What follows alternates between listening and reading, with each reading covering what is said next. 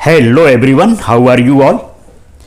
आज हम लोग class 10th supplementary the making of scientist यानी एक साइंटिस्ट कैसे कोई बनता है, उस प्रोसेस को, उस मेकिंग के प्रोसेस को राइटर रॉबर्ट डब्ल्यू पीटरसन ने इसको बहुत अच्छे तरीके से लिखा हुआ है। एक्चुअली आप इसे एक बायोग्राफी कह सकते हैं, बायोग्राफी यानी जीवनी कह सकते हैं।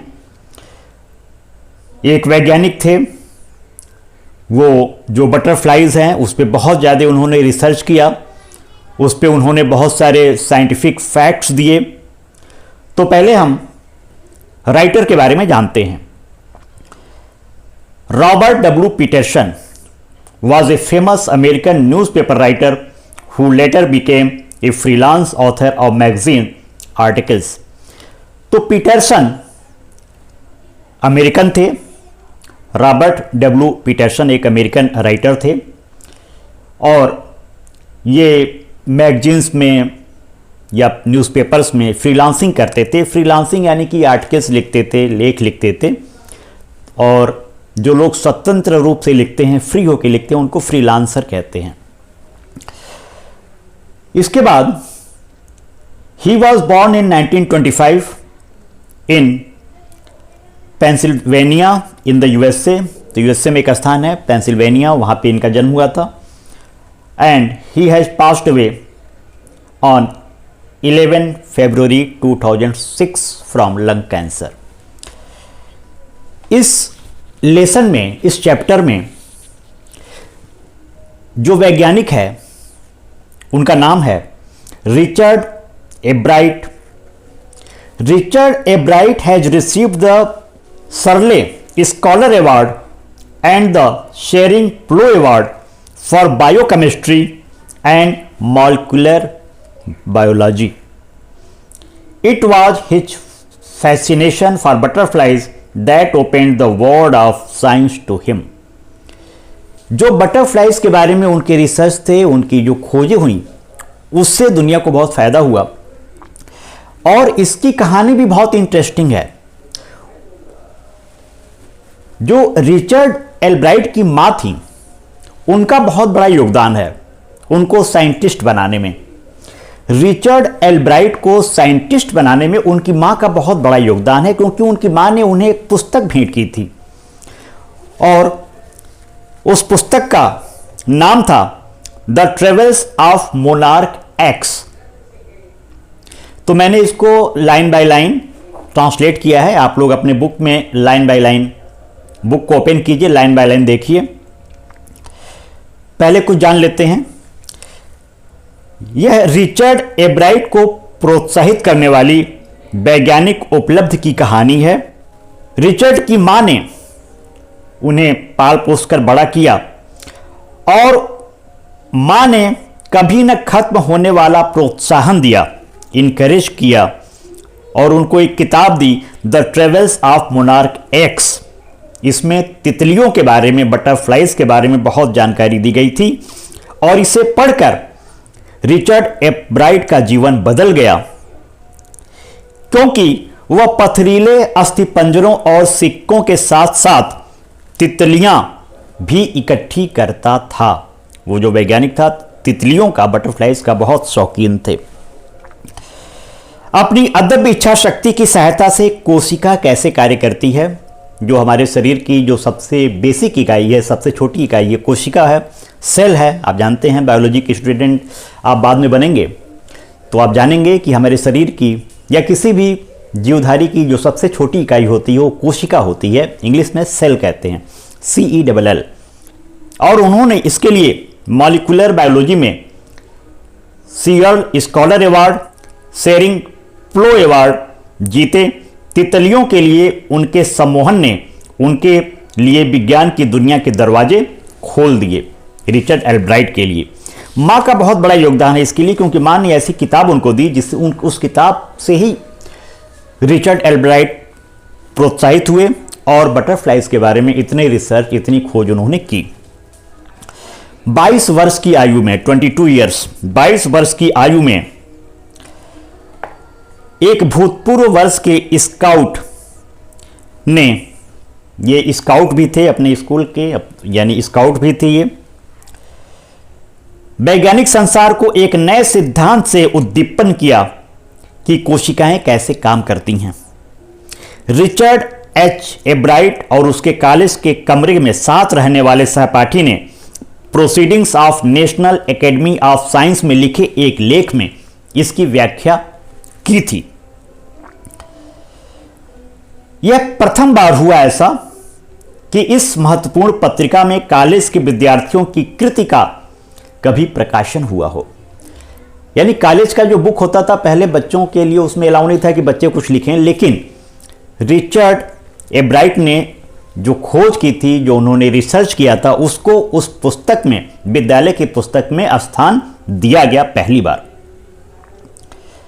खेलों में या 15 वर्ष की आयु में खेलों की क्लबों के समूह में खेलने और पहली बार बल्लेबाजी करते हुए होम रन करने के समान होगा। रिचर्ड एब्राइट के लिए उसकी विज्ञान और दूसरे क्षेत्रों में उपलब्धियों की लंबी लड़ी में यह पहली थी, और यह सब तितलियों से शुरू हुआ था। तितलियों से उनकी वैज्ञानिक यात्रा शुरू हुई। एब्राइट इकलौता बच्चा था और वह रीडिंग के उत्तर में पेंसिल्वेनिया में बड़ा हुआ। वह कहता था कि वहां कर सकने को बहुत कुछ नहीं था। निश्चित रूप से मैं फुटबॉल या बेसबॉल की टीम में नहीं खेल सकता था, परंतु मैं एक चीज कर सकता था, चीजों को इकट्ठा करना, चीजों को कलेक्ट करना। आप लोग भी कुछ न कुछ चीज़ों को कलेक्ट करते होंगे, बचपन में आदत होती है। उसी तरह से इस वैज्ञानिक की भी एक आदत थी। उसने यही किया और सदैव किया। किंडरगार्टन से शुरू करके, यानी केजी से, यानी विद्यालय से, स्कूल से शुरू करके एब्राइट ने उसी निश्चय से तितलियां इकट्ठी करनी शुरू की जो उसकी सभी गतिविधियों को व्यक्त करता है। उसने चट्टानों में गड़े अस्थिपंजर, जीवाश्म और सिक्के को भी एकत्र किया और कई बार सारी रात तारे देखते हुए एक व्यग्र खगोल विद्या में निपुण ज्योतिर्विद भी बना। यानी इनको तारों का भी शौक था, उपग्रहों का शौक था, सौरमंडल में क्या चल रहा है, ब्रह्मांड में क्या चल रहा है, इसके बारे में भी इन्होंने काफी कुछ लिखा है। शुरू से ही उसके तेज दिमाग के साथ व्यग्र जिज्ञासा की भावना थी। उनकी मां थी जो उनके सीखने की रुचि को प्रोत्साहित किया करती थी। जब मां ने देखा कि बच्चा इन चीज़ों में रुचि ले रहा है, तो मां ने भी जो और चीज़ें होती हैं, सहायक चीज़ें, उसको जैसे कि दूरबीन, सूक्ष्मदर्शी, कैमरा, चित्र चिपकाने का सामान और दूसरा उपकरण उनकी मम्मी बाजार से खरीद कर उनके लिए लाईं और बच्चे को दी कि तुम और प्रयोग करो और आगे बढ़ो। यानी माँ का बहुत इसमें महत्वपूर्ण योगदान है। रिचर्ड को प्यार से वो रिची कहती हैं। उनके जो पुत्र हैं रिचर्ड एल्ब्राइट, उनको माँ प्यार से रिची कह के पुकारती हैं और लिखती हैं कि रिची ही मेरा पूरा जीवन था, रिची के लिए ही मैंने ये सब किया। वह और उसका बेटा, यानी माँ के लिए कहा गया है, माँ और उनका बेटा लगभग हर शाम खाने की मेज पर गुजारते थे। माँ और बेटा साथ में ही रात में डिनर करते थे, साथ बैठकर। यदि उनके पास कुछ करने धरने को नहीं होता था तो माँ उसके लिए काम ढूंढती थी। मम्मी उनके लिए काम ढूंढती थी कि मेरा बच्चा क्या काम करेगा। शारीरिक काम नहीं, परंतु चीज़ों को सीखने के बारे में शारीरिक काम नहीं करवाती थी, लेकिन बच्चा क्या सीखे, क्या लर्न करे, इसके बारे में माँ बहुत चिंतित रहती थी। और अक्सर वो बच्चे को लेकर के काफ़ी केयरिंग थी कि बच्चा उनका अच्छी चीज़ सीखे और सीखे। उनके पुत्र रिची इन सब चीज़ों को सीखे। उनको स्कूल में सर्वोच्च वर्ग प्राप्त हुआ, स्कूल में भी वो टॉप किए। दैनिक कार्यों में वह बिल्कुल किसी दूसरे बच्चों की तरह था। मम्मी ने उनके बताया, जब वो सेकेंड स्टैंडर्ड में थे रिचर्ड, तो घर के आसपास की 25 तितलियों की जातियों को एकत्रित कर लिए थे। यानी 25 तरह के बटरफ्लाइज के स्पीसीज, 25 तरह की तितलियों को इकट्ठा कर लिए थे।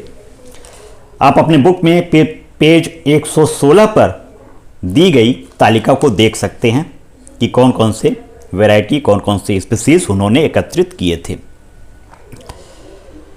वह शायद मेरा तितली एकत्रित करने का अंत होता, उसने कहा, परंतु मेरी माँ ने, रिचर्ड एब्राइट बोल रहे हैं कि मेरी माँ ने मुझे the Travels of Monarch x नामक पुस्तक दी। वह पुस्तक जिसमें बताया गया था कि मोनार्क नामक तितली कैसे मध्य अमेरिका को, यानी एक देश से दूसरे देश में कैसे गमन करती है, कैसे जाती है। तो ये एक बच्चा, एक युवा जो व्यग्र है, व्याकुल है ज्ञान के लिए, तितलियों के बारे में ज्ञान के लिए, उसके लिए संसार के द्वार उस पुस्तक ने, जो मां ने दिया था, खोल दिए। पुस्तक के अंत में पाठकों को आमंत्रित किया गया था कि वे तितलियों के एक स्थान से दूसरे स्थान पर गमन का अध्ययन करने में सहायता करें। उनसे कहा गया था कि वे डॉक्टर फ्रेडरिक उर्क्यूहॉट, जो टोरंटो यूनिवर्सिटी कनाडा के हैं, के लिए तितलियों पर पहचान का फीता लगाएं। उसी बीच कनाडा के एक वैज्ञानिक थे जिसमें नाम लिखा हुआ है फ्रेडरिक का। उनकी सहायता करने के लिए अमेरिका के बच्चों का आह्वान किया गया था कि वे भी नई नई तितलियों की, बटरफ्लाइज की स्पीसीज को पकड़ें, कलेक्ट करें और फ्रेडरिक को, जो कनाडा के वैज्ञानिक थे, उनको बताएं ताकि उनको रिसर्च में सहायता मिले। और इस चीज़ को, इस चैलेंज को एक्सेप्ट कर लिया रिचर्ड एब्राइट ने। पुस्तक में जो रीडिंग हुआ था उसमें लिखा हुआ था कि तितलियों को एकत्रित करने का उपयुक्त समय 6 सप्ताह का गर्मी के अंत में होगा। अपने बुक में पृष्ठ 119 देखिए।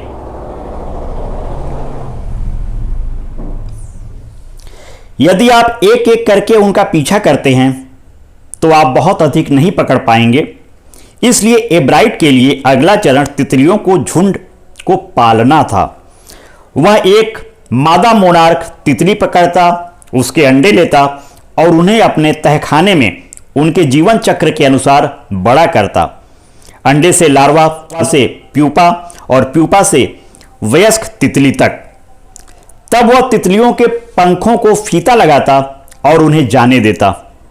कई वर्षों तक उसका तहखाना हजारों मोनार्क तितलियों के विभिन्न चरणों के विकास का घर था। यानी अपने घर में ही, तहखाने में, जो अंडरग्राउंड होता है, तितलियों को पाल लिए थे। कई तरह की, कई वैरायटी के, कई स्पीसीज के तितलियां उन्होंने पाला। अंततः मेरी तितलियों को फीते लगाने की रुचि कम होनी शुरू हो गई। यह अत्यधिक लंबा या उबाऊ है और इसमें प्रत्युत्तर प्राप्त भी नहीं है, एब्राइट ने कहा। समस्त समय में जो मैंने किया वह हंसा। सिर्फ 2 तितलियां जिन्हें मैंने फीता लगाया था दोबारा पकड़ी गई और जहां मैं रहता था उसमें वह 75 मीलों से अधिक नहीं थीं। तो ये काफ़ी थकाने वाला काम था। रिचर्ड एब्राइट ने कहा कि तितलियों को गिनना, कलेक्ट करना, ये थोड़ा उबाऊ काम था, लेकिन उन्होंने हिम्मत नहीं हारी। तब 7वें कक्षा स्तर में उसे संकेत मिला कि वास्तविक विज्ञान क्या होता है। जब एक जिला विज्ञान मेले में, डिस्ट्रिक्ट साइंस फेयर में, उसने भाग लिया और हार गया। आप लोग भी साइंस फेयर में भाग लेते होंगे, कभी कोई जीतता है, कभी कोई जीतता है, लेकिन भाग लेना चाहिए। इन्होंने भी भाग लिया लेकिन दुर्भाग्य से हार गए। यदि हारे नहीं होते तो इतने बड़े वैज्ञानिक नहीं बनते। हारना भी जीवन में जरूरी है। हारने से हमको मालूम चलता है कि हम क्यों हारे। तो आदमी अपनी उस कमी पे विजय प्राप्त करके और ऊंचाई तक पहुंच जाता है। जीवन में हारना भी जरूरी है। हारने से ही हमें मालूम चलता है। जब हमें ठोकर लगता है तब हमें मालूम चलता है कि हमें चलना कैसे है। इसलिए हारने से कभी भी घबराना नहीं चाहिए, बल्कि हारने को कैसे जीत में बदला जाए, आप इस चीज को रिचर्ड एब्राइट से सीख सकते हैं। अगले वर्ष उसकी विज्ञान मेले की परियोजना इस सिद्धांत का परीक्षण करना था कि वाइसराय तितलियां मोनार्क तितलियों की नकल करती हैं। सिद्धांत यह था कि वाइसराय तितलियां मोनार्क तितलियों जैसी लगती हैं क्योंकि पक्षियों को मोनार्क तितलियों का स्वाद नहीं भाता।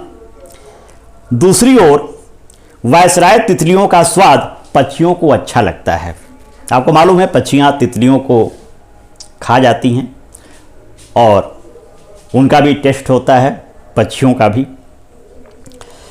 एब्राइट की परियोजना यह दिखाना था कि पक्षी क्या वास्तव में मोनार्क तितलियों को खाते हैं। उसने पाया सारिका साधारण पक्षी का भोजन नहीं करेगी, यह जितनी भी मोनार्क तितलियां खा सकती हैं खाएंगी। एब्राइट ने कहा कि दूसरे लोगों द्वारा खोज दर्शाती है कि शायद वाइसराय तितलियां मोनार्क तितलियों की नकल अवश्य करती हैं। यह परियोजना जंतु विज्ञान विभाग में प्रथम और जिला विज्ञान मेले में तृतीय रखी गई थी, यानी डिस्ट्रिक्ट साइंस फेयर में इनके इस चीज को स्थान मिला। हाई स्कूल में अपने द्वितीय वर्ष में रिचर्ड एब्राइट ने अनुसंधान शुरू किया और उसे एक अनजान कीट अंतःस्राव की ओर ले गई। प्रश्न जिसका उत्तर देने की कोशिश उसने की वह कोशिका की। वह साधारण था। मोनार्क तितली के प्यूपा यानी जन्म की तृतीय अवस्था तितलियों के, बटरफ्लाइज के, पर 12 सुनहरे धब्बों का क्या उद्देश्य है। सभी ने कल्पित किया था कि धब्बे केवल मात्र सजावटी थे, एब्राइट ने कहा, परंतु डॉक्टर उर्क्यूहार्ट इसमें विश्वास नहीं रखते थे। वो भी जो कनाडा के वैज्ञानिक हैं, वो भी महान वैज्ञानिक थे। इसका उत्तर पाने के लिए एब्राइट और दूसरे विशिष्ट विज्ञान के विद्यार्थी को पहले एक ऐसा उपकरण बनाना पड़ा जिसने दर्शाया कि धब्बे एक अंतःस्राव पैदा कर रहे थे, जो कि तितली के पूर्ण विकास के लिए अनिवार्य होता है। इस परियोजना से एब्राइट ने जिला स्तर के मेले में प्रथम स्थान जीता। डिस्ट्रिक्ट साइंस फेयर में इनके इस प्रोजेक्ट को प्रथम पुरस्कार मिला। जो कभी हार गए थे, कुछ वर्षों बाद प्रथम पुरस्कार प्राप्त किए। तो आप देख रहे हैं कि कैसे पहले हम हारते हैं और कैसे उस हार को जीत में बदलते हैं। 1.5 वर्ष पश्चात अपने कनिष्ठ वर्ग के मध्य एब्राइट की कोशिकाओं के जीवन के बारे में अपने नए सिद्धांत का विचार आया। यह विचार तब आया जब वह अंतःस्राव की रासायनिक संरचना को एक्सरे तस्वीरों को देख रहे थे। जब उसने उन तस्वीरों को देखा तो एब्राइट पा लिया कहकर नहीं चिल्लाया, परंतु उसे विश्वास था कि कीट अंतःस्राव की खोज के साथ तस्वीरों ने जीव विज्ञान की पहेलियों में से एक का उत्तर दे दिया कि कोशिका अपने डीएनए को कैसे पढ़ सकती है। सेल, जो हमारे बॉडी का सेल है, कोशिका है, कैसे डीएनए को पढ़ सकती है। डीएनए एक कोशिका के नाभिक का द्रव्य है जो वंश परंपरागत गुण को नियंत्रित करता है। यानी हमारे शरीर में जो डीएनए होता है, डीएनए से ही हमारी वंश परंपरा को आप जान सकते हैं। यानी हमारे माता पिता कौन है, हमारे पिता कौन है, डीएनए के माध्यम से मालूम हो जाता है। और डीएनए क्या होता है, जो हमारे सेल का सेंटर है, केंद्र है, वहीं पे डीएनए होता है। और रिचर्ड एब्राइट ने इस चीज को बता दिया। एब्राइट और उसके कॉलेज में उसके कमरे में साथ रहने वाले जेम्स और बोंग ने चित्र खींचते हुए और परमाणुओं के प्लास्टिक के नमूने बनाते हुए यह दर्शाने के लिए कि कैसे हो सकता, उस सारी रात काम किया। इकट्ठे ही उन्होंने बाद में पेपर लिखा जो इस सिद्धांत की व्याख्या करता था। हैरानी की बात है, जो कोई भी उसे जानता था उससे यह नहीं मालूम था कि रिचर्ड एब्राइट हार्वर्ड से उच्चतम सम्मान के साथ 1510 विद्यार्थियों की कक्षा में द्वितीय आकर स्नातक बना। सेकेंड पोजीशन आई इनकी। यदि सिद्धांत सही सिद्ध होता है तो वह जीवन को, प्रक्रिया को समझने के लिए एक बड़ा कदम होगा। इससे कैंसर की कुछ किस्में और दूसरी बीमारियों की रोकथाम के लिए नए विचार मिलेंगे। यह सब एब्राइट की वैज्ञानिक जिज्ञासा के कारण संभव हुआ। उनकी मोनार्क प्यूपा के धब्बों के उद्देश्य की हाई स्कूल शोध ने अंततः उसके कोशिका जीवन के सिद्धांत का मार्ग दिखाया। राइटर लिखते हैं, जब से प्रथम बार उसने तितलियों को इकट्ठा करना शुरू किया, रिचर्ड एब्राइट की विज्ञान में रुचि हो गई थी, परंतु वह इतनी गहरी नहीं कि उसके पास दूसरी रुचियों के लिए समय ही ना हो।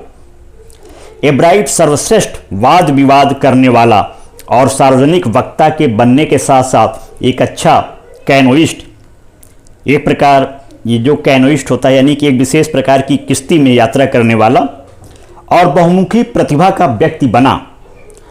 वह एक निपुण फोटो खींचने वाला था, विशेषतया प्रकृति और वैज्ञानिक प्रदर्शित वस्तुओं का।